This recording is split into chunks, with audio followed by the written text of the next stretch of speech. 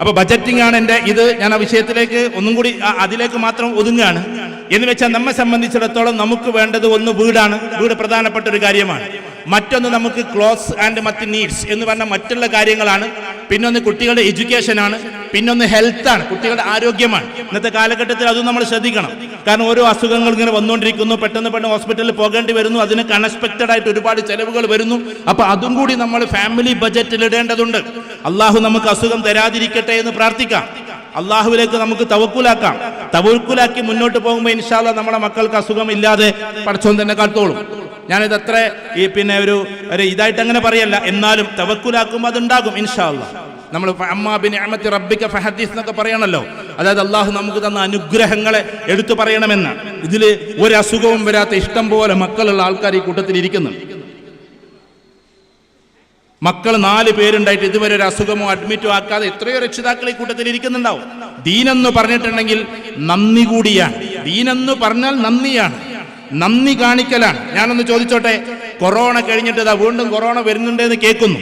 China അത് നിഷേധിച്ചിട്ടുണ്ട്. ആരൊക്കെ വെറുതെ പറഞ്ഞിട്ടൊന്നും പറയുന്നുണ്ട്. എന്താകട്ടെ, കൊറോണ കഴിഞ്ഞതിന് ശേഷം നമ്മളിവിടെ ഇങ്ങനെ ഇരിക്കുന്നു. നമ്മളിൽ ആരൊക്കെയുണ്ട് ഈ കൊറോണയെ ഇവിടെ നിന്നും ഇല്ലാതെയാക്കിയ അള്ളാഹുവെ നിനക്കാണ് സർവസ്തുതിയുമെന്ന് അള്ളാഹുവിന്റെ മുമ്പിൽ ഒരു ശുക്രിന്റെ സുജൂദ് ചെയ്തവർ? അതെങ്ങനെ ചെയ്യണം നിങ്ങൾ പണ്ഡിതന്മാരോട് ചോദിക്കും. ശുക്രിന്റെ സുജൂദ് എന്ന് പറഞ്ഞൊരു സുജൂദുണ്ട്. നേരത്തെ പോയി ഫുട്ബോളിന്റെ കഥ പറഞ്ഞതുപോലെ ക്രിക്കറ്റ് താരങ്ങളൊക്കെ നല്ല വിശ്വാസികളായി ക്രിക്കറ്റ് താരങ്ങൾ സിക്സർ അടിച്ചവരെ ശുക്രിന്റെ സുജൂദിൽ വിടാറുണ്ട്. കാരണം ഈ സിക്സർ പോലും എന്റേതല്ല, ഇതെന്റെ തമ്പുരാന്റെ കയ്യിൽ നിന്ന് വന്നതാണെന്ന് അറിയിച്ചുകൊണ്ട്. ചില ഫുട്ബോൾ താരങ്ങൾ ചിലപ്പോൾ ഗോളടിച്ചാൽ വരെ അത് ചെയ്യാറുണ്ട്. അത് വേണോ വേണ്ടതൊക്കെ വേറെ കാര്യങ്ങളാകാം, ഞാൻ അതിലേക്ക് പോകുന്നില്ല. പക്ഷേ കാര്യത്തിൽ നമ്മളത് ചെയ്യുന്നുണ്ടാവും. ഇപ്പൊ കിഡ്നി രോഗം വരാതെയാണ് അള്ളാഹു കാക്കട്ടെ നമ്മളൊക്കെ ഇവിടെ ഇരിക്കുന്നത്. ഈ ഇവിടെ ഇരിക്കുന്ന ആൾക്കാർക്ക് ഇപ്പൊ കിഡ്നി രോഗം ഒന്നും ഉണ്ടാവണമെന്നില്ല, ഇല്ലാതിരിക്കട്ടെ എന്ന് നമുക്ക് ദുആ ചെയ്യാം. പക്ഷേ എനിക്കിപ്പോ 46-ാമത്തെ വയസ്സാണ്. നിങ്ങൾക്ക് എത്രയാണോ അത്ര വയസ്സ്. ഇത്രയും വയസ്സിന്റെ കാലം വരെ എനിക്ക് കിഡ്നിക്ക് ഒരു അസുഖവും തരാത്ത തമ്പുരാനെ നിനക്കാണ് സർവസ്തുതിയും എന്ന് നമ്മൾ പ്രാർത്ഥിച്ചിട്ടുണ്ടാവും. അള്ളാഹുവിന്റെ മുമ്പിൽ ശുക്രിൽ വീണിട്ടുണ്ടാവും. ലഇൻ ശക്കർതും ലഅസീദന്നകും. ഉലമാക്കൾ പറയുന്നുണ്ട്, കിതാബുകൾ എഴുതി വെച്ചിട്ടുണ്ട്, പ്രാർത്ഥിക്കുന്നിടത്ത് ഒരു ഉത്തരമേ പറഞ്ഞിട്ടുള്ളൂ. എന്താ അത്? നിങ്ങൾ എന്നോട് ഉദഊനി അസ്തജിബ് ലക്കും, എന്നോട് പ്രാർത്ഥിച്ചു കൊള്ളുക, ഞാൻ നിങ്ങൾക്ക് ഉത്തരം നൽകുമെന്ന് ഒരു ഗ്യാരണ്ടിയാണ്. പക്ഷെ ശുക്ർ ചെയ്താൽ 2 ഗ്യാരണ്ടിയാണ്. ലഇൻ ശക്കർതും ലഅസീദന്നകും, ഉറപ്പായിട്ടും. നിങ്ങൾ അതിന്റെ ഇംഗ്ലീഷ് ട്രാൻസ്ലേഷൻ ഒന്ന് എടുത്തു നോക്കുക. ഐ വിൽ ഗിവ് എന്നാണ് ഇപ്പുറത്ത് കാണുക. I will surely give you എന്നാണ് അപ്പുറത്ത് കാണുക. ഐ വിൽ ഷുവർലി, ഉറപ്പായിട്ടും ഞാൻ നിങ്ങൾക്ക് അധികരിപ്പിച്ചു തരും. അത് ശുക്ർ ചെയ്താലാണ്. നമ്മളിൽ എത്ര പേരുണ്ട് ഇങ്ങനെ, പടച്ചവനെ എനിക്കൊരു വീട് തന്നല്ലോ നീ, അതിന്റെ ശുക്രിലായി കിടക്കുന്ന എത്ര പേരുണ്ട്? പടച്ചവനെ കിഡ്നിയുടെ അസുഖം തരാതെ, അതേപോലെ തന്നെ മറവിയുടെ അസുഖം തരാതെ ഇപ്പോഴും എന്റെ ബ്രെയിനെ ശക്തമായി നിർത്തുന്ന തമ്പുരാനെ നിനക്കാണ് സർവസ്തുതിയുമെന്ന് നമ്മളിൽ എത്ര പേര് പ്രാർത്ഥിച്ചിട്ടുണ്ടാകും അള്ളാഹുവിന്റെ മുമ്പിൽ. നമ്മളിങ്ങനെ ഇനിയും കിട്ടാനുള്ളതിലേക്കാണ്. പറഞ്ഞുകൊണ്ട് നിങ്ങൾക്കൊന്നും തോന്നില്ല. ഇമാം ഗസാലി റഹ്മത്തുള്ളാഹി പറയുന്നുണ്ട്, പ്രാർത്ഥനയിൽ ചില സ്വാർത്ഥതകളുണ്ട്. എന്തെങ്കിലും കിട്ടാനാണ് നമ്മൾ ദ്വാരന്നുകൊണ്ടിരിക്കുന്നത്. ദ്വാരക്കണ്ടെന്നല്ല, എല്ലാം അള്ളാഹിനോട് ദ്വാരക്കണ്ട്. പക്ഷേ ശുക്രിൽ ഒരിക്കലും സ്വാർത്ഥതയില്ല. നമുക്ക് കിട്ടിയതിന് നന്ദി പറഞ്ഞുകൊണ്ടിരിക്കാം. കിട്ടിയതിന് നന്ദി പറഞ്ഞുകൊണ്ടിരിക്കുമ്പോൾ അള്ളാഹു അത് അധികരിപ്പിച്ച് തന്നുകൊണ്ടിരിക്കും. അപ്പൊ നമ്മെ സംബന്ധിച്ചിടത്തോളം നമുക്ക് വീട് തന്നവർക്ക് തന്നു, ശുക്ർ ചെയ്യുക.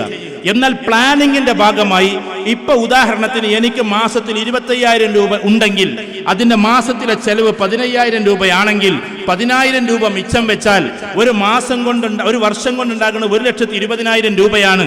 അപ്പൊ എനിക്ക് ശരിക്കും പറഞ്ഞിട്ടുണ്ടെങ്കിൽ 12 ലക്ഷത്തിന്റെ ഒരു വീട് വെക്കണമെങ്കിൽ 10 ലക്ഷം കഴിഞ്ഞാലേ പറ്റൂ. ആരടുത്തൊന്നും മെരക്കാതെ, ആരോടും ചോദിക്കാതെ 12 ലക്ഷം രൂപയുടെ വീട് വെക്കണമെങ്കിൽ 10 വർഷം ഞാൻ ഇതേപോലെ ബാലൻസ് വെച്ചാലേ നടക്കൂ. അതാണ് ബജറ്റ്. അതാണ് ബജറ്റ്. കുട്ടികൾ ഇപ്പൊ പഠിക്കുന്നത് 5-ാം ക്ലാസ്സിലാണ് അല്ലെങ്കിൽ 10-ാം ക്ലാസ്സിലാണ്.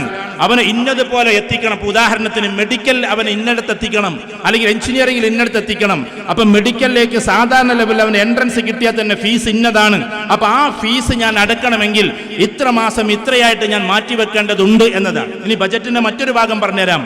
എന്ന് വെച്ചാൽ നമ്മൾ ആരും ഈ പെൺകുട്ടികൾ ജനിച്ചതിന്റെ പേരിൽ, ആൺകുട്ടികൾ ജനിച്ചതിന്റെ പേരിൽ ഒരു വിഷമത്തിലും ആകേണ്ടതില്ല. ഞാൻ ഈ കംബോഡിയ, അതേപോലെ തന്നെ ഇന്തോനേഷ്യ പോലുള്ള സ്ഥലത്തൊക്കെ പോകുമ്പോൾ അവിടെയുള്ളൊരു ബജറ്റ് നോക്കുന്ന സമയത്ത് ഭയങ്കര ഈസിയാണ്. നമുക്കൊരു ഏക്കർ സ്ഥലം ഉണ്ടെങ്കിൽ 10 സെന്റോ 20 സെന്റോ സ്ഥലം ഉണ്ടെങ്കിൽ നമ്മുടെ കുട്ടി ജനിക്കുന്ന അന്ന് ഏകദേശം ഒരു 10 തേക്കും തൈ നട്ടാൽ മതി. ഞാൻ മനസ്സിലായോ?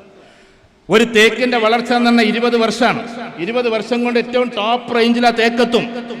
ഊതാണ് നിങ്ങൾ നടുന്നതെങ്കിൽ, ഞാൻ ഊതിനെ പ്രൊമോട്ട് ചെയ്യല്ല, ഞാനും നട്ടിട്ടുണ്ട് നമ്മളെ പേരിലൊന്നും. ഊതാണ് നടുന്നെങ്കിൽ അതിനേക്കാളും കുറച്ചും കൂടി പൈസ നമുക്ക് കിട്ടും. അതിൽ കൃത്യമായിട്ട് ഊത് ഉണ്ടെങ്കിൽ. ഇനി തേക്കിലേക്ക് വരെ ഊത് നിങ്ങൾക്ക് മനസ്സിലാവില്ല, അവിടെ ഊതാ നടല്. നമ്മളൊരു 10 തേക്കും തൈ നട്ടു എന്ന് വെക്കുക. നമ്മുടെ പ്രിയങ്കരനായ റഷീദ് അലി ശിഹാബ് തങ്ങൾ പിന്നെ നമ്മുടെ വഖഫ് ബോർഡിന്റെ ചെയർമാനായപ്പോൾ ഞങ്ങളിങ്ങനെ ബഹ്റൈൻ ഖത്തറൊക്കെ ഒരു യാത്ര പോയി. ആ സമയത്ത് ഞങ്ങൾ റൂമിൽ ഇരുന്നിട്ടൊരു ഡിസ്കഷനൊക്കെ നടത്തി. അത് പിന്നെ ആകെപ്പാടെ പൊട്ടിപ്പാളിസായിപ്പോയി. എന്തായിരുന്നറിയോ? അതായത് മഹലിന്റെ കീഴിൽ കുറേ പറമ്പുകൾ എടുക്കുന്നുണ്ടല്ലോ, വഖഫ് സ്വത്തുകൾ, അതിൽ മുഴുവൻ തേക്ക് നടുക. തേക്ക് നട്ട് കഴിഞ്ഞാൽ ഏകദേശം കേരളത്തിലുള്ള വഖഫ് സ്വത്തിലൊന്നാകെ തേക്ക് നട്ട് കഴിഞ്ഞാൽ ഓരോ തേക്കിനും 4 ലക്ഷം 5 ലക്ഷം രൂപ കിട്ടും. ആ സമയത്ത് ചിലപ്പോൾ 10 ലക്ഷമൊക്കെ കിട്ടും. 10 തേക്കുണ്ടെങ്കിൽ 1 കോടി കിട്ടും. നമ്മൾ ആ സമയത്തും കുട്ടിനെ കെട്ടിക്കാൻ പൈസ ഇല്ലയോ എന്നും പറഞ്ഞാണ് നമ്മൾ നടക്കും. നേരെ മറിച്ചിട്ട് ഒരു 10 തേക്ക് നടുകയാണെങ്കിൽ അതിനെ പരിപാലിക്കുകയാണെങ്കിൽ അത് ബജറ്റിന്റെ ഭാഗമാണ്. ഞാൻ പറയാൻ മനസ്സിലുണ്ടോ? ആ പള്ളിയിലാകട്ടെ അല്ലെങ്കിൽ നമ്മുടെ വീട്ടിലാകട്ടെ, നമുക്ക് ചിലപ്പോൾ ഒഴിഞ്ഞെടുക്കുന്ന ഒരു 10-20 സെന്റ് സ്ഥലം ഉണ്ടാവും. 20 സെന്റ് സ്ഥലത്ത് ഏറ്റവും ചുരുങ്ങിയത് ഒരു 4-5 തേക്ക് നടാം. ആ തേക്കിന് ആ കുട്ടി വലുതായി ഒരു 17-18 ആൺകുട്ടിയാകട്ടെ പെൺകുട്ടിയാകട്ടെ 18 വയസ്സാകുമ്പോഴേക്ക് നിങ്ങൾക്ക് 25 ലക്ഷം രൂപക്കെങ്കിലും ആ തേക്ക് വിൽക്കാം. അപ്പൊ നമ്മുടെ എല്ലാ ബജറ്റുകളും അങ്ങനെ നടക്കും. ഇങ്ങനെയാണ് എല്ലാ കാര്യങ്ങളും നമ്മൾ ചെയ്യേണ്ടത്. ഇപ്പൊ ഉദാഹരണത്തിന് അങ്ങനെ ഞാനൊരു ബജറ്റ് അവതരിപ്പിക്കുമ്പോൾ ബിസിനസ് പറയാമെന്ന് വിചാരിക്കണ്ട. എനിക്കാരും ഷെയറും തരില്ല, നമ്മളതിൻ്റെ ആളുമല്ല. പക്ഷേ നിങ്ങൾ വീട്ടിൽ ഏകദേശം ഒരു 50 പിന്നെ പവനുണ്ടെങ്കിൽ അത് എത്ര രൂപയുടെ ഇതാണെന്നറിയോ? എത്ര രൂപയുടെ 50 പവൻ എന്ന് പറഞ്ഞാൽ ഇപ്പോഴത്തെ വില പ്രകാരം 25 ലക്ഷം രൂപയുടെ സാധനമാണ്. അങ്ങനെ തന്നെ അല്ലേ? 40 ഏകദേശം ഒരു 50 പവൻ 20 ലക്ഷം രൂപയുടേതാണ്. 2 മരക്കാളേതെടുത്തിട്ട് നിങ്ങൾ അതിങ്ങനെ അൽമാറി വെക്കുന്നതിന് പകരം നല്ല ലെവലിൽ നടക്കുന്ന ഏതെങ്കിലും ബിസിനസ്സിലിട്ടുള്ള പൊളിയരുത്. അതും കൂടി ശ്രദ്ധിച്ചോളൂ. ബജറ്റ് പറയുമ്പോൾ 2 രീതിയിലുള്ള ഇൻവെസ്റ്റ്മെന്റ് ഉണ്ട്. ഒന്ന് വേഗ് ഇൻവെസ്റ്റ്മെന്റ്, മറ്റൊന്ന് കോൺക്രീറ്റ് ഇൻവെസ്റ്റ്മെന്റ്. എന്താ വേഗ് ഇൻവെസ്റ്റ്മെന്റ് എന്ന് പറഞ്ഞാൽ? വേഗ് എന്ന് പറഞ്ഞാൽ ഇപ്പം നമ്മളിങ്ങനെ പോവുക, കാപ്പാടുന്ന റോട്ടിൽ ഇറങ്ങിയപ്പോൾ അവിടെ ഒരു ബിൽഡിംഗ് 2 ലക്ഷം എന്ന് എഴുതി വെച്ചിട്ടുണ്ട്. എന്താ വാടകക്ക് കൊടുക്കുന്നു. അപ്പം നമുക്ക് തോന്നി ഇവിടെ ഒരു ഹോട്ടലാണ്ട് തുടങ്ങണം.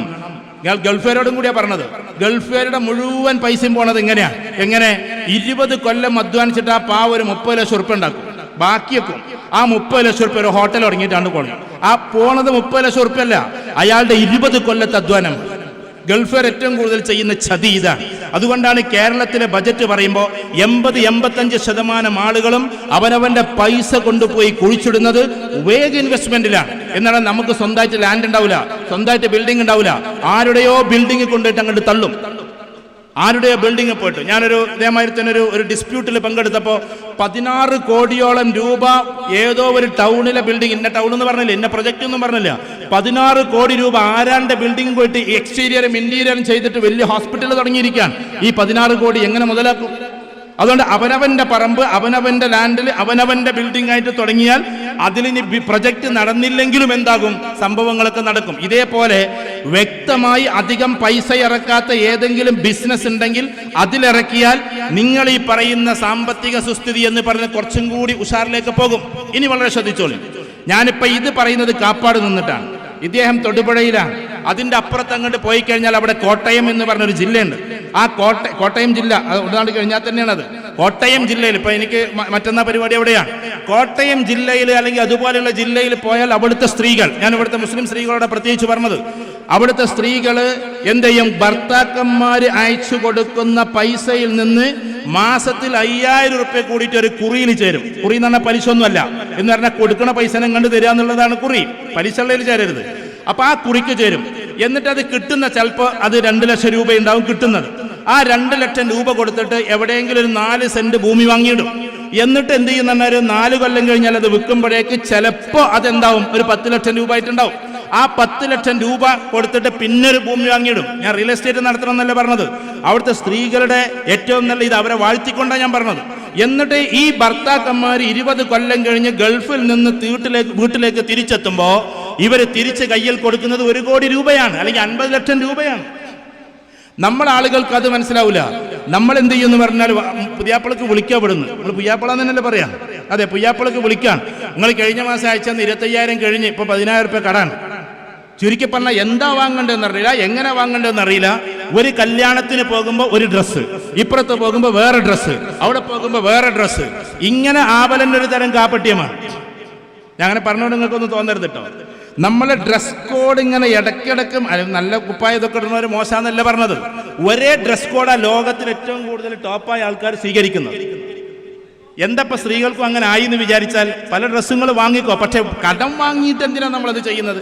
APJ അബ്ദുൽ കലാം ഇന്ത്യയുടെ പ്രസിഡന്റ് ആയിരുന്നു, ഇന്ത്യയുടെ ഏറ്റവും ടോപ്പ് സയന്റിസ്റ്റ് ആയിരുന്നു. പക്ഷെ മൂപ്പര് മരിക്കുന്ന സമയത്ത് മൂപ്പർക്ക് 4 കോട്ടും 4 പാൻറ്റും എല്ലാം ഒറ്റ കളർ, ആഷ് കളർ മാത്രമേ മൂപ്പര് ഉപയോഗിച്ചിട്ടുള്ളൂ. നിങ്ങൾ ആരെയും നോക്കി ചിലപ്പോൾ എന്നോട് ചോദിക്കാറുണ്ട്, ഈ ജുബ്ബ എന്താ നിങ്ങൾ ഇടുന്നത്? ജുബ്ബ എന്ന് പറഞ്ഞാൽ ഇന്ത്യയുടെ പ്രസ്റ്റീജ് ഡ്രസ്സാണ്. പ്രസ്റ്റീജ്. നിങ്ങളൊരു 540-ലേറെ MP-മാരുണ്ട് പാർലമെന്റിൽ. അവിടെ പോയി കഴിഞ്ഞാൽ 500 ആൾക്കാരെ മേത്തു തന്നെ നിങ്ങൾ കാണുക. പ്രധാനമന്ത്രിയാണെങ്കിലും പണ്ടും അങ്ങനെ തന്നെയാണ്. അപ്പോൾ അതൊരു പ്രസ്റ്റീജ് ഡ്രസ്സാണ്. ഉദാഹരണത്തിന് രാഹുൽ ഗാന്ധി ഇടയ്ക്ക് ടീഷർട്ട് ഇടും, മിക്കവാറും ഇടൽ ഇത് തന്നെയാണ്. ഒരു ഉദാഹരണം പറയാം. അപ്പോൾ ഒരേ ഡ്രസ്സാകുമ്പോൾ നമുക്ക് എത്ര ഡ്രസ്സാണെന്ന് തന്നെ ചിലപ്പോൾ അറിയില്ല. ഞാൻ ഒരേ ഡ്രസ്സ് തന്നെ ഇടണം എന്നല്ല ഈ പറഞ്ഞത്. ഇപ്പൊ സ്ത്രീകൾ ആ കല്യാണത്തിനൊന്നിട്ട്, ഈ കല്യാണത്തിനൊന്നിട്ട്, ആ കല്യാണത്തിനൊന്നിട്ട്, ഒരു മാസത്തിൽ ഇപ്പൊ ഈ വെക്കേഷനിലൊക്കെ 10 കല്യാണം ഉണ്ട്. 10 കല്യാണത്തിന് 10 ഡ്രസ്സ് എടുക്കാൻ നിന്നാൽ ആണുങ്ങൾ 2 ഡ്രസ്സ് എടുക്കുന്ന പൈസ കൊണ്ട്, 3 ഡ്രസ്സ് എടുക്കുന്ന പൈസ കൊണ്ടാണ് ഒരു പെണ്ണിന് ഒരു ഡ്രസ്സ് എടുക്കുന്നത്. പെണ്ണുങ്ങളെ ഡ്രസ്സിനൊക്കെ 4000-5000 രൂപ വിലയാണ്. ആണുങ്ങൾ 800 രൂപേന്റെ ഷർട്ടും വേണമെങ്കിൽ ഇടും. ഇതിങ്ങനെ ഓരോ കല്യാണത്തിനും മാറ്റിയാൽ ഒരു മാസത്തിൽ ഒരു 4 കല്യാണം നടന്ന 20,000 രൂപയാ പൊടിയുന്നത്. ആ 20,000 രൂപ എന്ന് പറഞ്ഞാൽ ഡ്രസ്സിന് മാത്രം. നമ്മളെ ഡ്രസ്സ് കണ്ടിട്ടല്ല ആളുകൾ മാനിക്കേണ്ടത്, നമ്മുടെ ക്വാളിറ്റി കണ്ടിട്ടാണ്. ഒരിക്കലും സുകുമാർ അഴീക്കോട് ഞങ്ങളുടെ കോളേജിൽ പ്രസംഗിക്കാൻ വേണ്ടിയിട്ട് വരികയാണ്. അപ്പോൾ അദ്ദേഹത്തിൻ്റെ ഇവിടെ ഇങ്ങനെ കീറിയിട്ടുണ്ട്, ഷർട്ടിൻ്റെ ഇവിടെ ഇങ്ങനെ പിഞ്ഞി കീറിയിട്ടുണ്ട്, ഒരു മഷിയും കണ്ടിട്ട്. അപ്പോൾ ഞാനും ഫൈസൽ ബാബു ഒന്നുണ്ട്, ഞാനും ഇവിടെ നേരത്തെ രാവിലെ വന്ന ഫൈസൽ ബാബു, ഞങ്ങൾ ഒന്നിച്ചിട്ട് കുട്ടിക്കാലം മുതലേ കളിച്ചു വളർന്നവരാണ്. അപ്പോൾ ഞാനും ഫൈസൽ ബാബും കൂടി സുകുമാർ അഴീക്കോടിനോട് ചോദിച്ച്, സാർ ഈ ജുബ്ബ മാറ്റണോ? കാരണം നിങ്ങളുടെ ജുബ്ബ ഇങ്ങനെ ഇവിടെ പിഞ്ഞിയിട്ടുണ്ട്, മഷിയുമായിട്ടുണ്ട്. ഉടനെ തന്നെ മൂപ്പര് പറഞ്ഞത് എന്താണെന്നറിയോ? ഞാനാണ് പ്രസംഗിക്കുന്നത്, ജുബ്ബയല്ല എന്ന്. രസകരമായ മറുപടി. ഞാനാണ് പ്രസംഗിക്കുന്നത്. അതിൻ്റെ അർത്ഥം നല്ല ഡ്രസ്സ് വേണ്ടെന്നല്ല, നിങ്ങൾ നല്ല ഡ്രസ്സൊക്കെ ഇട്ടോ. പക്ഷെ എന്തിനാണ് ആളുകളോട് മത്സരിച്ചിട്ട് ഇതിന് പോയ ഡ്രസ്സ് ഇവിടെ ഇടില്ല, ഇവിടുന്ന് പോയ ഡ്രസ്സ് അവിടെ ഇടില്ല? അതേപോലെ തന്നെ കല്യാണത്തിന് നമ്മൾ ഡ്രസ്സ് എടുക്കാൻ പോയാൽ നിങ്ങൾ കണ്ടിട്ടുണ്ടോ? ടെക്സ്റ്റൈൽസിൽ പോയി കഴിഞ്ഞാൽ പാവം അവിടുത്തെ വീട്ടുടമസ്ഥ ഉണ്ടാവും സോഫയിൽ തളർന്നിരിക്കണം. മൂപ്പർക്ക് ഇങ്ങനെ നാരങ്ങള്ളം കൊണ്ടേ കൊടുക്കും, പിന്നെ ഹോർലിക്സ് കൊണ്ടേ കൊടുക്കും. കാരണം ഈ കൊണ്ടേ കൊടുക്കുന്ന ടെക്സ്റ്റൈൽസുകാരൻ അറിയാം, ആർക്കെങ്കിലും ടെക്സ്റ്റൈൽസ് ഉണ്ടെങ്കിൽ ക്ഷമിക്കണം കേട്ടോ, അവർക്കറിയാം ഇയാൾ തളർന്നിരിക്കുകയെന്ന്. ഉള്ള നാരങ്ങള്ളം മുഴുവൻ വേണ്ടാൻ മറ്റവരെങ്ങനെയാണ് വിട്ടിട്ടുണ്ടാവും. അവരെല്ലാം സെലക്ട് ചെയ്ത് വരുമ്പോൾ ഇയാൾ ചിലപ്പോൾ ആകെ 1 ലക്ഷം രൂപക്ക് എടുക്കാമെന്ന് വിചാരിച്ചു കാണാൻ 2.25 ലക്ഷം 2.25 ലക്ഷം എന്നൊക്കെ പറഞ്ഞുകൊണ്ട് കല്യാണത്തിൻ്റെത്. അപ്പം എന്താ, ഒരു വീട്ടിൽ കസിൻസും അവരൊക്കെ ഉണ്ടെങ്കിൽ നല്ലതാണ്. യൂണിറ്റിക്കും നല്ലതാണ്. പക്ഷേ ഒരേ വീട്ടിൽ 50 ആൾക്കാരുണ്ടെങ്കിൽ 50 ആൾക്കാർക്ക് ഒരേ ഡ്രസ്സ്. ആ കല്യാണം കഴിഞ്ഞാൽ പിന്നെ അവരത് ഇടൂല. ചുരുക്കി പറഞ്ഞാൽ ഇതിനു വേണ്ടിയിട്ട് എത്രയോ പൈസ നമ്മൾ ചെലവാക്കുകയാണ്. ഞാൻ കുറ്റപ്പെടുത്തല്ല. ഇങ്ങനെ ചെലവാക്കി ആളുകളോട് മത്സരിച്ചിട്ട് എങ്ങട്ടാണ് നമുക്ക് പോകാനുള്ളത്? നേരെ മറിച്ചിട്ട് കുറഞ്ഞ പൈസൻ്റെ, ഇപ്പോൾ ഉദാഹരണത്തിന് ഒരു 200 രൂപയ്ക്കൊക്കെ ജുബ്ബ കിട്ടുന്നുണ്ടെങ്കിൽ നമ്മൾ നിരത്തി 50 ആക്കി എടുത്തിട്ട് വലിയ കുഴപ്പമൊന്നുമില്ല. ഇത് 2000-ന്റെ 3000-ന്റെ രൂപയൊക്കെ ആക്കിയിട്ട് എല്ലാ കുട്ടികളും ഇത് പൈസക്കാർ ചെയ്യും. കാസർഗോഡുള്ള ഒരു സമ്പന്നൻ, മുസ്ലിം ലീഗിന്റെ പരിപാടി ഇല്ലാത്തതുകൊണ്ട് ഞാൻ പറയാം, മുസ്ലിം ലീഗിൽ പെട്ടിട്ടുള്ള അന്നത്തെ ഒരു നിയമം ഉണ്ടായിരുന്നു. എന്താണെന്ന് വെച്ചാൽ, അതായത് ആർഭാട കല്യാണം പാടില്ല. ഞാൻ ആ പരിപാടിക്ക് ദുബായിൽ പോയിരുന്നു. അന്ന് കാസർഗോഡിലെ വലിയൊരു സമ്പന്നൻ പറഞ്ഞത്, എൻ്റെ കല്യാണത്തിന് 48 ലക്ഷം രൂപയുടെ ഭക്ഷണം ഞാൻ ഏൽപ്പിച്ചത്, അത് മുഴുവൻ ഞാൻ പാവങ്ങൾക്ക് വിതരണം ചെയ്യാണ്, ഞാൻ ആ ഭക്ഷണം ഉണ്ടാക്കണില്ല എന്ന് അന്ന് അവിടുന്ന് പ്രഖ്യാപിച്ചു. വ്യക്തിയുടെ പേര് ഞാൻ പറഞ്ഞില്ല. ദുബായിൽ വെച്ചിട്ട് 48 ലക്ഷം രൂപക്കാണ് മൂപ്പര് ഫുഡ് ഏൽപ്പിച്ചിട്ടുള്ളത്. അപ്പൊ അങ്ങനെ അത് അദ്ദേഹം അത്ര വലിയ സമ്പന്നനായതുകൊണ്ട് നടക്കുകയാണ്. അദ്ദേഹം 48 ലക്ഷം രൂപയുടെ ഫുഡ് ഉണ്ടാക്കിയെന്നും പറഞ്ഞുകൊണ്ട് 4 ലക്ഷം പോലും കയ്യിലില്ലാത്ത നമ്മൾ 20 ലക്ഷം രൂപയുടെ ഫുഡ് കൊടുക്കാൻ പോയാൽ എങ്ങനെ ഉണ്ടാവും? അവിടെ നമ്മെ സംബന്ധിച്ചിടത്തോളം മത്സര ബുദ്ധി എന്ന് പറയുന്നത് നിർത്തുക. നമ്മുടെ ബുദ്ധി ഏതായിരിക്കണം? ഏറ്റവും കൂടുതൽ സേവിങ്സിലായിരിക്കണം ഉണ്ടാക്കേണ്ടത്. പിശുക്ക് പാടില്ല. ഇസ്ലാമിൽ ധൂർത്തും പാടില്ല, പിശുക്കും പാടില്ല. അഥവാ പിശുക്കത്തരവും പാടില്ല, ധൂർത്തും പാടില്ല. രണ്ടുമില്ലാതെ അതിന്റെ സമവായത്തിൽ നിൽക്കാൻ, അതിന്റെ ഒരു മധ്യസ്ഥമായ അവസ്ഥയിൽ നിൽക്കാൻ നമുക്ക് പറ്റണം.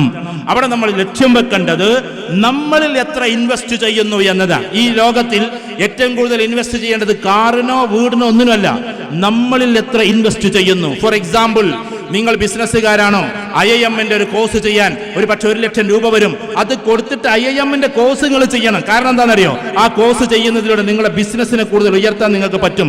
അങ്ങനെ അവനവനിലായി ഇൻവെസ്റ്റ് ചെയ്യേണ്ടത്. അത് ഷർട്ടിന് വേണ്ടിയാവരുത്, കാറിന് വേണ്ടിയാവരുത്, വീടിന് വേണ്ടിയാവരുത്. പകരം നമ്മുടെ ബ്രെയിന് കൂട്ടാൻ, നമ്മുടെ ഉയർച്ച കൂട്ടാൻ, നമ്മുടെ ശക്തി കൂട്ടാൻ, അഥവാ നമ്മുടെ ചിന്താശേഷി കൂട്ടാൻ ട്രെയിനിങ്ങിന് പോകേണ്ടി വന്നാൽ അതിനൊക്കെ നമുക്ക് പൈസ ചെലവാക്കാം. അത് നമുക്ക് ഉപകരിക്കും. അത് നമുക്ക് എന്താക്കും? ഉപകരിക്കും. ഇപ്പൊ ഉദാഹരണത്തിന് ഉസ്താദുമാരാന്ന് വിചാരിക്കും, കിതാബി അറബി പഠിച്ചു, മാഷാ അല്ലാഹ്. ഇവിടെ അറബിയിൽ പിന്നെ നവാത്തി ഖുത്തുബന്റെ ഏടില്ലാതെ പിന്നെ കുത്തുബോധുന്ന ആളാണ് നമ്മുടെ നദ്വി സാഹിബ്. ഞങ്ങൾ ഒരുപാട് കാലം കണ്ടതാണ്. ചില ഉസ്താദുമാർക്ക് ചിലപ്പോൾ അറബി സംസാരിക്കാൻ കുറച്ച് പ്രയാസമായിരിക്കാം. ഞാൻ അങ്ങനെ പറഞ്ഞുകൊണ്ടൊന്നും തോന്നരുത്. കിതാബി അറബിയിൽ ഭയങ്കര ഡെപ്തായിരിക്കാം, പക്ഷേ ഒരു അറബിയിൽ പ്രസംഗിക്കാനുള്ള കഴിവ് ചിലപ്പോൾ ഉണ്ടാകില്ല.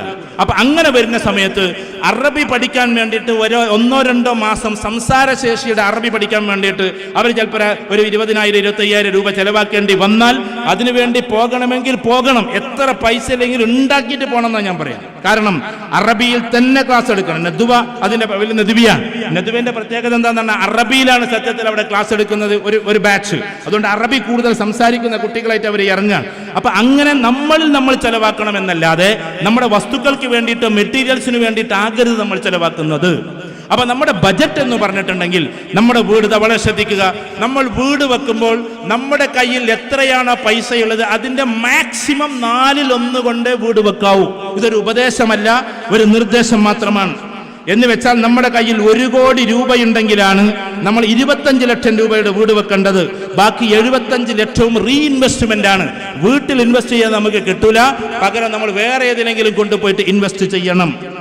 ഇനി ഞാൻ നിങ്ങളോട് ഒരു കാര്യം കൂടി പറയാണ്. നമ്മുടെ മക്കൾ ഇൻവെസ്റ്റ്മെന്റ് 2 എണ്ണമാണ്. ഇൻവെസ്റ്റ്മെന്റ് എന്ന നിക്ഷേപം, ആ നിക്ഷേപം 2 എണ്ണമാണ്. ഒന്ന് ഇന്റലക്ച്വൽ ഇൻവെസ്റ്റ്മെന്റ്, മറ്റൊന്ന് ക്യാപിറ്റൽ ഇൻവെസ്റ്റ്മെന്റ്. ഇന്റലക്ച്വൽ ഇൻവെസ്റ്റ്മെന്റ് എന്ന് പറഞ്ഞിട്ടുണ്ടെങ്കിൽ നമ്മുടെ ബുദ്ധിയെ കൊണ്ടുപോയിട്ട് ഇൻവെസ്റ്റ് ചെയ്യലാണ്.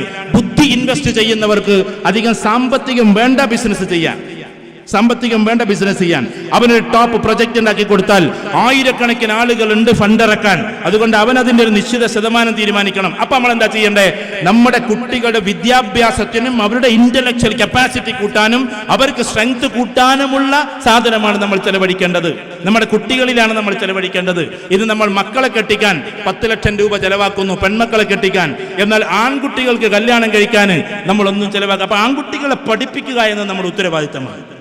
ആൺകുട്ടികളെ പഠിപ്പിക്കുമ്പോൾ ഉന്നത കലാലയങ്ങൾ, ഇവിടെ നിന്ന് മാഷാ അല്ലാഹ്, ഇവിടെ നിന്ന് നമ്മുടെ കുട്ടികൾ പോകുന്നത് സെൻട്രൽ യൂണിവേഴ്സിറ്റിയിലേക്ക് മറ്റൊക്കെയാണ്.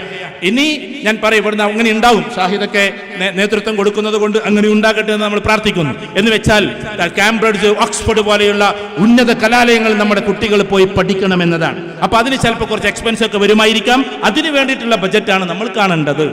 അതിനു വേണ്ടിയിട്ടുള്ള ബജറ്റാണ്. അപ്പൊ നമ്മളെ സമയത്തിന് ഇനി 15 മിനിറ്റ് മാത്രമേ, 4 മണിക്ക് തുടങ്ങി 5 മണിക്ക് അവസാനിപ്പിക്കും നമ്മൾ. എന്ന് വെച്ചാൽ നമ്മെ സംബന്ധിച്ചിടത്തോളം ഈ ഒരു രീതിയിൽ നമുക്ക് കിട്ടാവുന്നതിൽ വെച്ച് ഏറ്റവും നല്ല ഫണ്ടുകൾ വരികയും അതിനെ നമ്മുടെ ടോട്ടൽ ഫണ്ട് എങ്ങനെ വരുന്നു, ടോട്ടൽ എക്സ്പെൻസ് എത്രയുണ്ട്, ബാലൻസ് കൊണ്ട് എന്തൊക്കെ ഗോൾ നമ്മൾ സെറ്റ് ചെയ്യണം. ആ ഗോളിൽ ഒന്ന് നമ്മുടെ വീടാണ്, മറ്റൊന്ന് നമ്മുടെ കുട്ടികളുടെ വിദ്യാഭ്യാസമാണ്, മറ്റൊന്ന് നമ്മുടെ നെക്സ്റ്റ് പ്രൊജക്റ്റാണ്. എന്ന് വെച്ചാൽ നമ്മൾ അടുത്ത ബിസിനസ് എന്താണ് ചെയ്യേണ്ടത്. ഞാൻ എൻ്റെ പെൺകുട്ടികളോട് പറയാണ്, കഴിഞ്ഞ പ്രാവശ്യം കൊറോണ വന്ന സമയത്ത് മാസ്ക് നമ്മളൊക്കെ ധരിച്ചു. പക്ഷേ ഇന്ത്യയിലെ ഏറ്റവും ടോപ്പ് മാസ്കുകൾ ധരിച്ചത്, ഏറ്റവും വില കൂടിയ മാസ്കുകൾ ധരിച്ചത്, വ്യക്തിയുടെ പേര് പറഞ്ഞുകൊണ്ട് നിങ്ങൾക്കൊന്നും തോന്നരുത്, പത്രങ്ങളിൽ വന്നതാണ്, ഷാറൂഖ് ഖാനും അമീർ ഖാനും അമിതാഭ് ബച്ചനും പോലെയുള്ള ഇന്ത്യയിലെ ടോപ്പ് ലെവലിൽ നിൽക്കുന്ന വലിയ വലിയ ആൾക്കാർ വരെ ധരിച്ചത് കോഴിക്കോടുള്ള ഒരു പെൺകുട്ടിയുടെ മാസ്കാണ്. അപ്പൊ കോഴിക്കോടുള്ള പെൺകുട്ടിയുടെ മാസ്കിൽ ഡിഫറെന്റ് ആയിട്ട് മാസ്ക് ഉണ്ടാക്കിയത് കൊണ്ട് അതിനെ ബ്രാൻഡ് ചെയ്തു. ഷാറൂഖ് ഖാൻ വരെ അത് ഇട്ടു എന്ന, ഷാറൂഖ് ഖാൻ വലിയ ആളായിട്ട് പറയില്ല, എന്നാൽ അവർ വരെ അത് ഇട്ടു എന്നുള്ളതാണ്. അത് വീട്ടിന്റെ ഉള്ളിൽ വെച്ചിട്ടുണ്ടാക്കിയ സാധനമാണ്. നമ്മുടെ കുട്ടികൾ ഇനി ബ്രെയിൻ ഇൻവെസ്റ്റ് ചെയ്യേണ്ടത് അവിടെയാണ്. എങ്ങനെ പുതിയ സാധനങ്ങൾ ഉണ്ടാക്കാം. നമ്മുടെ വാപ്പമാര് പിന്നെ നല്ല ബിസിനസ്സുകാരാണോ, വാപ്പയെ സഹായിക്കാൻ നമുക്ക് എന്തൊക്കെ ചെയ്യാൻ പറ്റും, അതിൽ നിന്ന് എങ്ങനെയൊക്കെ വരുമാനം ഉണ്ടാക്കാൻ പറ്റും, ആ വരുമാനം എങ്ങനെയൊക്കെ ചെലവഴിക്കാൻ പറ്റും, ഇതായിരിക്കണം നമ്മൾ ചെയ്യേണ്ടത്. നമ്മൾ കുട്ടികളെ വളർത്തുമ്പോൾ വരെ കുട്ടികൾ ചോദിക്കുമ്പോഴേക്ക് ഉപ്പ എനിക്ക് ഐസ്ക്രീമിന് പൈസ ആണ് 500 ഉറുപ്പിക എടുത്താണ്ട് കൊടുത്ത്, ഉപ്പ എനിക്ക് ഇന്നതിന് പൈസ ആണ് 1000 ഉറുപ്പിക എടുത്തുകൊണ്ട് കൊടുത്ത് ആ പരിപാടി നിർത്തണം. എന്നിട്ട് കുട്ടികളെ എന്ത് ചെയ്യണം, ഒരു പ്രത്യേക ലക്ഷ്യത്തിലേക്ക്. വേണമെങ്കിൽ ഇങ്ങനെ ചെയ്യാം, നമ്മുടെ വീട്ടിലൊരു, നമ്മൾ സാധാരണ പറയല്ലോ, ഒരു കോയിനൊക്കെ ഇട്ട് വെക്കാനുള്ള ഒരു പാത്രം, തൊണ്ട് എന്നോ മറ്റൊക്കെ അതിന് പറയും. ഈ സാധനത്തിൽ ഇടിയിക്കണം നമ്മളെ കുട്ടികളെ കൊണ്ട്. എന്നിട്ട് കൊല്ലത്തിൽ അല്ലെങ്കിൽ 6 മാസം കൂടുമ്പോൾ അത് പൊട്ടിക്കുന്ന ഒരു ദിവസം വരണം.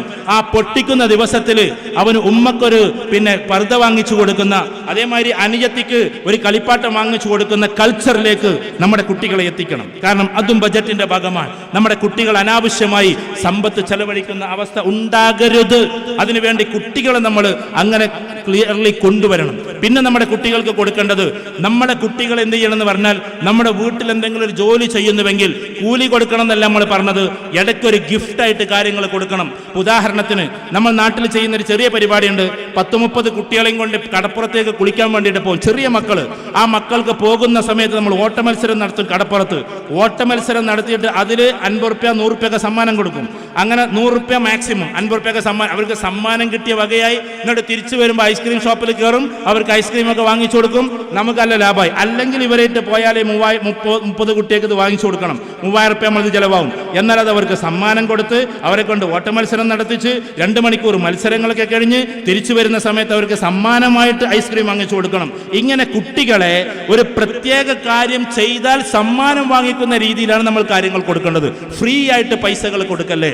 കുട്ടി സൈക്കിൾ വേണമെന്ന് പറയുമ്പോൾ, ആയിക്കോട്ടെ മോനെ, നീ ഇതാ ഇന്നതൊക്കെ ചെയ്താൽ ഞാൻ എന്താക്കാം, നിനക്ക് നല്ലൊരു സൈക്കിൾ വാങ്ങിച്ചു തരാം. ഒരു കണ്ടീഷൻ വെച്ചിട്ട് നമ്മൾ ചെയ്താൽ കുട്ടി അതിലേക്ക് എന്തായിരിക്കും ശ്രദ്ധിക്കും. ഞാൻ എന്നാൽ കോഴിക്കോട് പോയപ്പോൾ കോഴിക്കോടിലൊരു കുട്ടി എന്നോട് പറഞ്ഞത്, ഉപ്പച്ചി എനിക്ക് സൈക്കിൾ വാങ്ങിച്ചു തരാൻ പറഞ്ഞിട്ട് ഗിയർ വൈ സൈക്കിൾ എത്ര പൈസ ആകും അതിനൊന്ന് ചോദിച്ചു. അപ്പം എന്നോട് പറഞ്ഞു 12,000 രൂപ ആവും. എന്താ വാപ്പ തന്ന കണ്ടീഷൻ എന്ന് വെച്ചു. വാപ്പ നമ്മളൊരു വിദ്യാർത്ഥിയും കൂടിയാണ്, പഴയകാല വിദ്യാർത്ഥിയാണ്. അപ്പോൾ അദ്ദേഹം പറഞ്ഞ കാര്യം ഇതാണ്, നീ SSLC എല്ലാറ്റിലും A+ വാങ്ങിയാൽ ഞാൻ നിനക്ക് ഗിയർ സൈക്കിൾ വാങ്ങിച്ചു തരാം.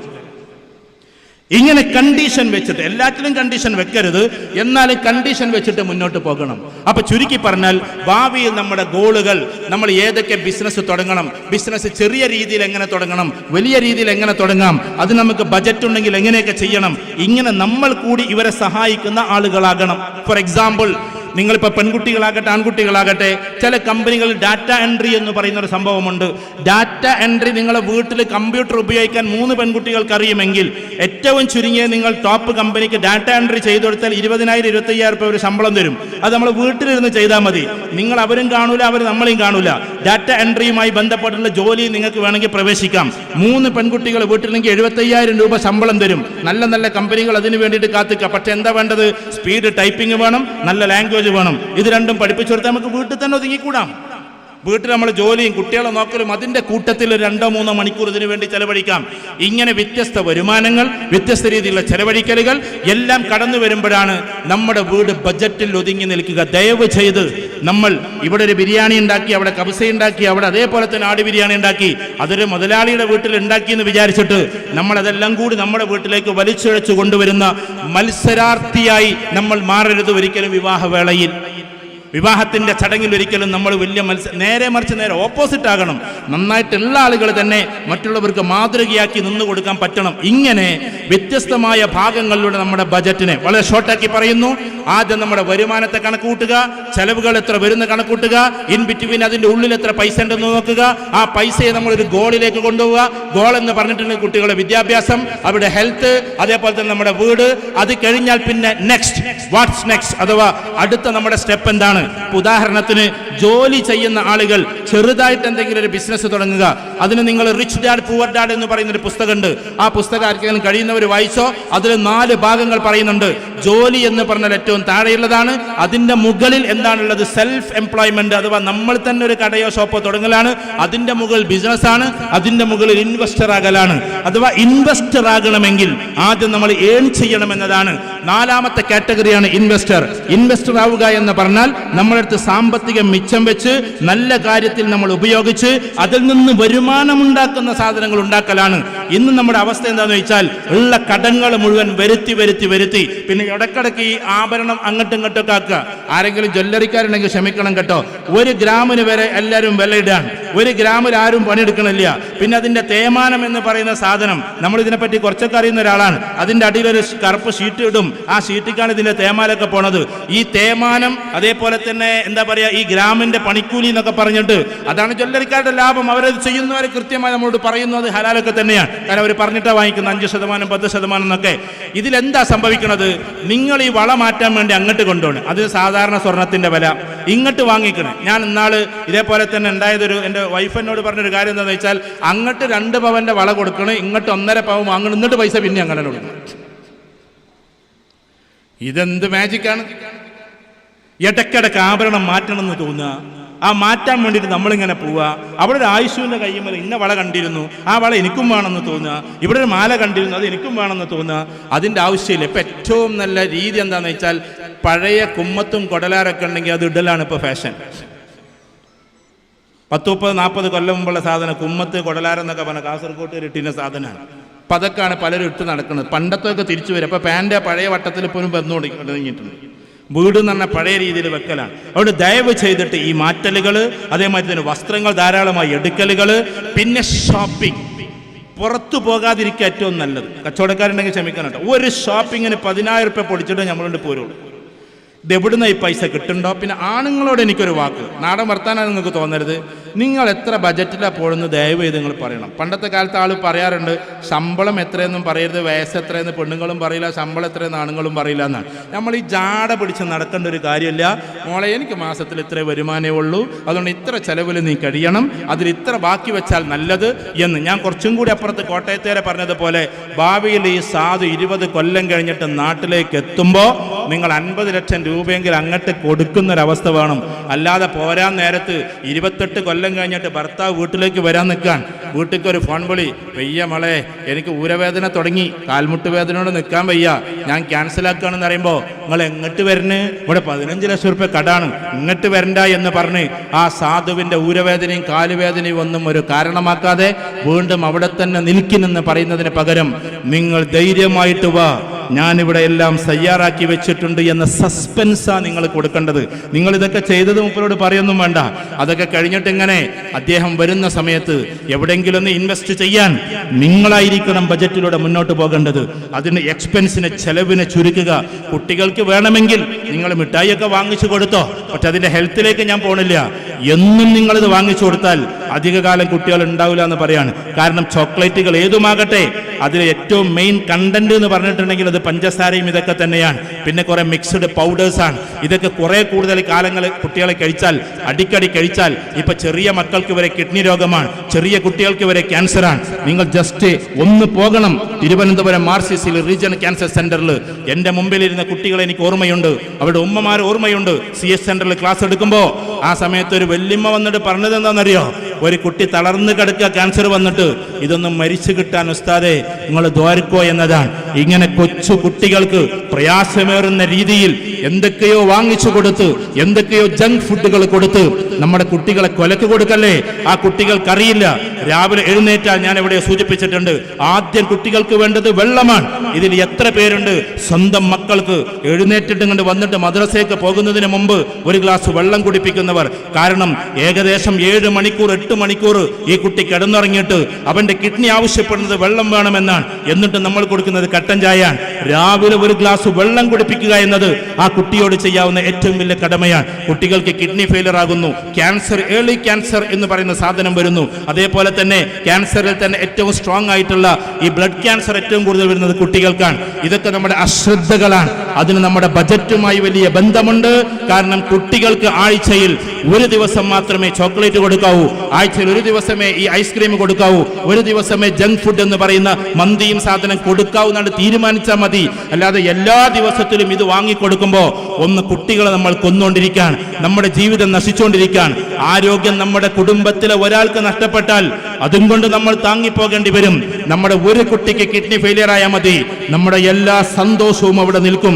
ബാക്കി എല്ലാ കുട്ടികളും പഠിക്കാൻ പോകുമ്പോ നമ്മുടെ ഒരു മോൻ മാത്രം കിഡ്നിയുടെ 10 ലക്ഷത്തോളം വരുന്ന അരിപ്പകൾ തകർന്നടിഞ്ഞ് ഇങ്ങനെ കിടക്കുന്നത് കാണുമ്പോ നമ്മൾ വാങ്ങിച്ചു കൊടുത്ത ജങ്ക് ഫുഡിന്റെയും നമ്മൾ കൊടുത്തിട്ടുള്ള കാര്യത്തിന്റെയും ഇപ്പതാ ഈ അടുത്തിടെയായി കുട്ടികൾക്ക് ഏറ്റവും ശക്തമായി വരുന്നത് കണ്ണിന്റെ ഐ ഡ്രൈനസ് എന്ന് പറയുന്ന സാധനമാണ്. എന്റെ ഒരു സുഹൃത്തുണ്ട്, എംഫാം കഴിഞ്ഞ് PhD കഴിഞ്ഞ ഒരു മെഡിക്കൽ കമ്പനിയിലാണ്. അതിൽ ഇൻഗ്രീഡിയൻസിന്റെ ഭാഗത്താണ്, മരുന്ന് മിക്സ് ചെയ്യുന്ന ഭാഗത്താണ്. അവൻ പറയാ അടുത്ത കാലത്ത് ഏറ്റവും കൂടുതൽ ഇറങ്ങാൻ പോകുന്ന മെഡിസിൻ ഐ ഡ്രൈനസിന് വേണ്ടിയിട്ടുള്ളതാണ്. കണ്ണ് ഉൾവലിഞ്ഞ് പോവുക, അഥവാ കണ്ണിൽ ഡ്രൈ ആയി പോവുക, വെള്ളം വറ്റി പോവുക, കണ്ണ് ചലിപ്പിക്കാൻ പറ്റാതാകുക. എന്താ കാരണം? നിങ്ങൾ വാങ്ങിച്ചു കൊടുത്ത മൊബൈൽ, നിങ്ങൾ വാങ്ങിച്ചു കൊടുത്ത ടാബ് മണിക്കൂറുകളോളം ഇമവെട്ടാതെ നോക്കിയിരിക്കുകയാണ് ഈ പാവം മക്കള്. ആ പാവം കുട്ടികൾക്കറിയില്ല. ഒന്നാമത് 1 മുതൽ 10 വയസ്സുവരെയുള്ള കുട്ടികളുടെ കണ്ണ് ഇങ്ങനെ വലുതായി വരുന്നേ ഉള്ളൂ. നൈസായ കവിളുകളാണ്, നൈസായ ഇടങ്ങളാണ്. അതൊക്കെ വികൃതമാക്കപ്പെട്ട് കാഴ്ചകൾ നഷ്ടപ്പെട്ട് ഇന്നതാ ഈ സദസ്സിൽ 5ഓ 8ഓ ആൾക്കാരെ കണ്ണട വെച്ചിരിക്കുന്നുണ്ടാവുള്ളൂ. അധികം താമസിയാതെ 15 20 കൊല്ലം കഴിയുമ്പോ നമ്മുടെ ഓരോ കുട്ടികളും 20ഉം 18ലും മുഴുവൻ സദസ്സും കണ്ണട വെക്കുന്ന കാര്യങ്ങൾ വരാൻ പോവാണ്. അതുകൊണ്ട് നമ്മുടെ ബജറ്റ് എന്ന് പറയുമ്പോൾ കേവലം സൂക്ഷ്മത മാത്രമല്ല, അത് നമ്മുടെ കുട്ടികളുടെ ആരോഗ്യത്തിന്റെ സൂക്ഷ്മതയാണ്, നമ്മുടെ ആരോഗ്യത്തിന്റെ സൂക്ഷ്മതയാണ്, നമ്മുടെ തന്നെ കുറെ ലോകത്തിന്റെ സൂക്ഷ്മതയാണ്. അങ്ങനെ സൂക്ഷിച്ച് മുന്നോട്ട് പോകാൻ നമുക്ക് സാധ്യമാകട്ടെ. നമ്മൾ പിന്നീട് ചെയ്യേണ്ടത് എന്താ? എന്തിനാ ഇതൊക്കെ ഉണ്ടാക്കുന്നത്? നമ്മൾ ഈ പൈസക്ക് ഉണ്ടായി നമ്മുടെ കുട്ടികൾക്കൊക്കെ അരിഷ്ടിച്ചു കൊടുത്ത് എല്ലാം നമ്മൾ ചെയ്യുന്നത് എന്തിനാണെന്നറിയോ? നമ്മൾ മനസ്സിലാക്കണം. ഞാൻ അവസാനിപ്പിക്കുന്നു. ഖദീജ റളിയല്ലാഹു തആല അൻഹ ഏറ്റവും വലിയ സമ്പന്നയായിരുന്നു.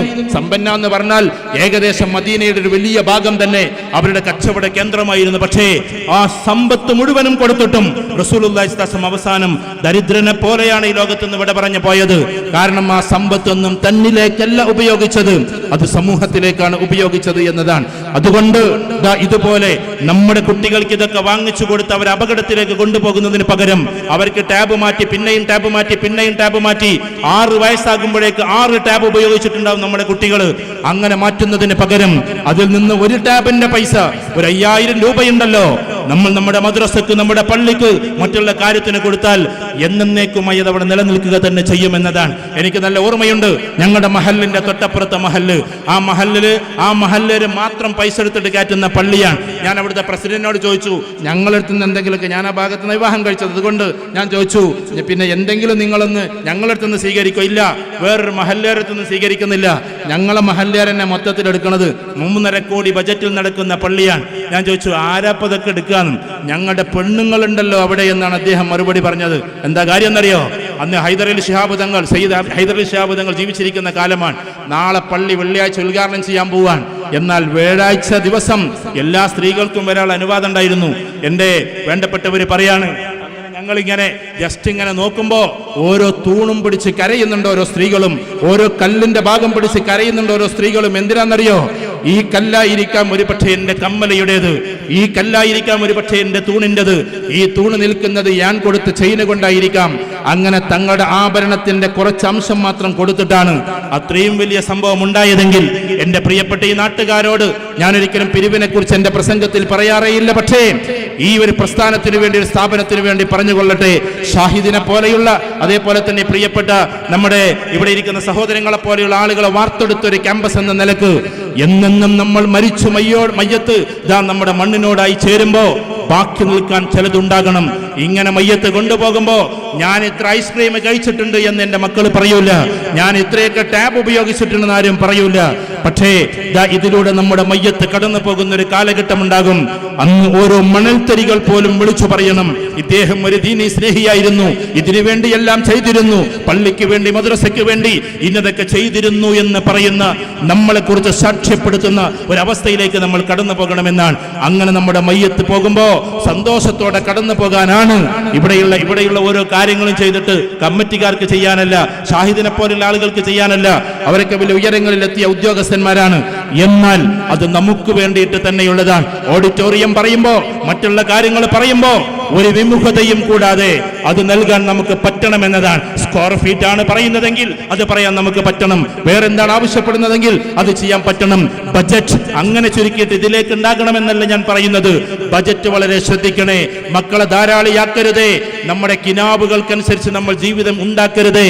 നമ്മൾ റിയാലിറ്റിയിൽ ജീവിക്കുക എന്നതാണ്, യാഥാർത്ഥ്യബോധത്തോടു കൂടി ജീവിക്കുക എന്നതാണ്. അതിന് കൃത്യമായിരിക്കണം നമ്മുടെ ബജറ്റ്. ബജറ്റിന്റെ പ്ലാനിങ്, പിന്നെ പ്ലാനിങ് കഴിഞ്ഞാൽ അത് നടപ്പിലാക്കുന്നുണ്ടോ എക്സിക്യൂഷൻ, അത് കഴിഞ്ഞാൽ പിന്നെ അതിന്റെ റിപ്പോർട്ട്. ഇങ്ങനെ കുറെ കാര്യങ്ങൾ ബജറ്റിലുണ്ട്. നമ്മളിപ്പോൾ ഉദാഹരണത്തിന് മകനെ പഠിപ്പിക്കാൻ മെനക്കെട്ടു. ഞാൻ പറയാം, എന്റെ മൂത്ത മകനെ ഇന്നത് പഠിപ്പിക്കണമെന്ന് ഞാൻ പണ്ടേ ലക്ഷ്യം വെച്ചതാണ്. അവനിപ്പോൾ മാഷാ അല്ലാഹ് അത് പഠിച്ചുകൊണ്ടിരിക്കാൻ. അതിന് ഇത്ര പൈസ വേണമെന്ന് അന്നേ നമ്മൾ കണക്കൂട്ടിയതാണ്. ആ പൈസയാണ് നമ്മളിപ്പോൾ ചെലവായിക്കൊണ്ടേയിരിക്കുന്നത്. ഇതേപോലെ 10 വർഷത്തേക്ക് നമ്മുടെ മക്കളെ വെച്ചിട്ട് നമ്മൾ ട്രെയിൻ ചെയ്യണം. നമ്മുടെ മക്കൾക്ക് വേണ്ടി കാര്യങ്ങൾ ചെയ്യണം.